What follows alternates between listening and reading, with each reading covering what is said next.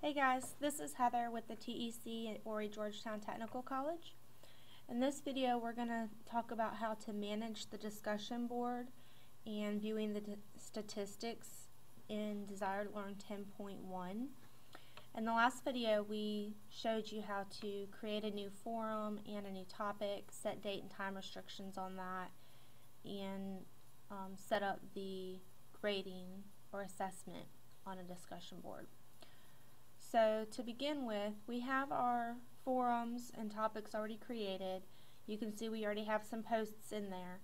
So if I want to edit this forum, I want to click on the action menu arrow next to the forum name that I want to edit, and then I can click on edit forum. That brings me to the edit forum page where I can then change the name of the forum or the description if I need to.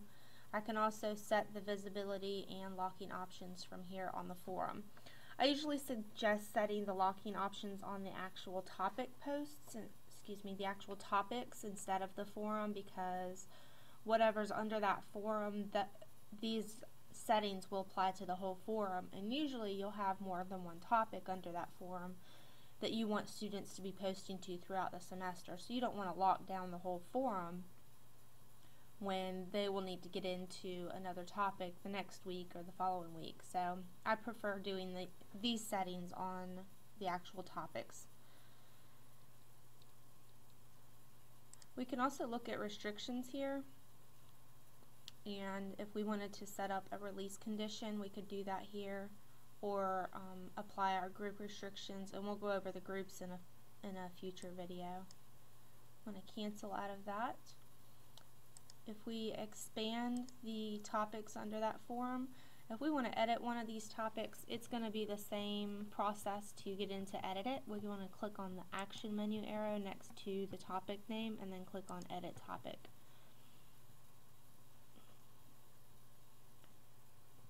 And that takes us to our edit topic page, which looks a lot like the forum page. So just be sure you know which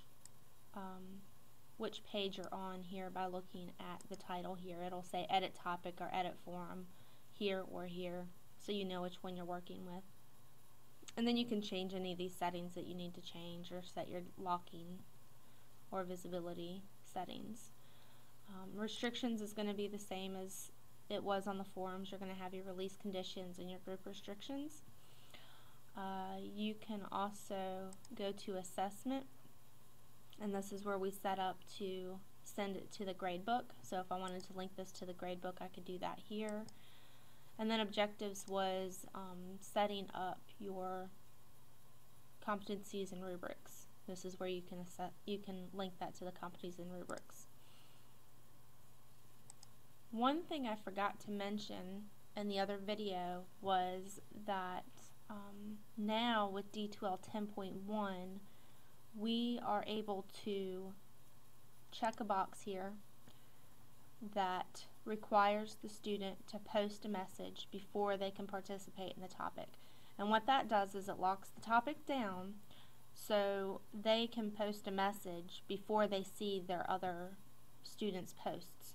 So before they see their peers' posts on that topic, they have to write an original post. And then the other post will become available for them to view. And this facilitates original thought. It keeps them from being able to go in and read everybody else's post and then reply with their answer. So this is a great new feature that they've added with D2L 10.1.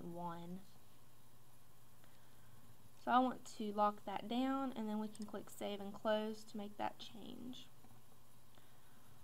You can also filter your messages by unread or unapproved if you have it set up to approve messages or shared messages. By clicking unread, it will show you the topics that only have the unread messages. And I don't have it set up to approve, so it's not going to pull up anything for that. But to just click off of that, it will take that filter off and show you everything that you had in there again. Another thing you can do is view the statistics. And what this is it gives you a quick page to view all of the students' and which messages, how many messages they have authored and read, how many of them have been scored, and then if I click on a student's name, it should open up a page where I can see that student's postings to their specific topics or forums. So I can see this person posted one time in general questions, and then they read another student's post in general questions. I can see the last login from here.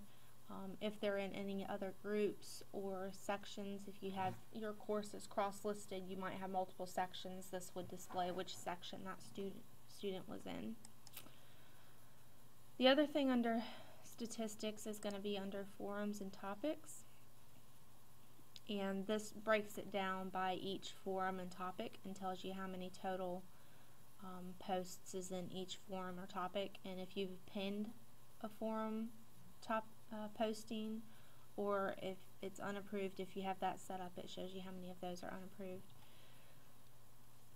So let's go back to discussion list now, and we're just going to go look at this general questions topic by clicking on the title of it. And let me resize my window so it's all here. Hang on just one second. Okay.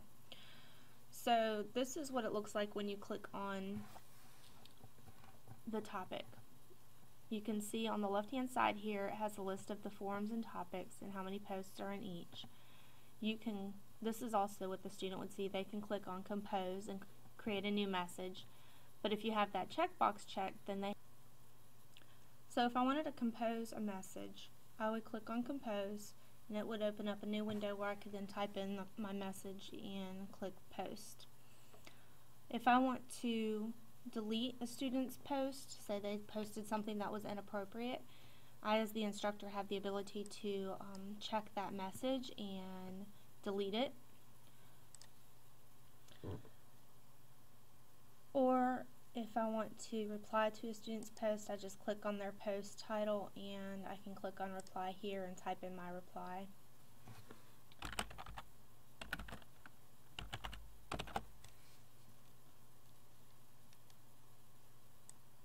Let me resize this window so you can see everything, and then just click on post here to reply.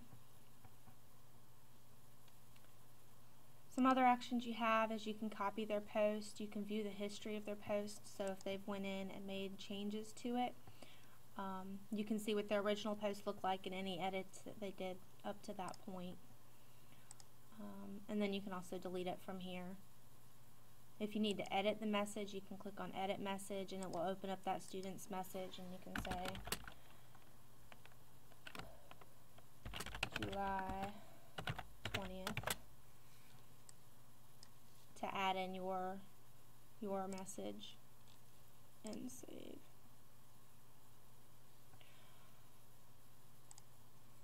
Alright, so the last couple things that you can do is you have the ability to mark them all as read here.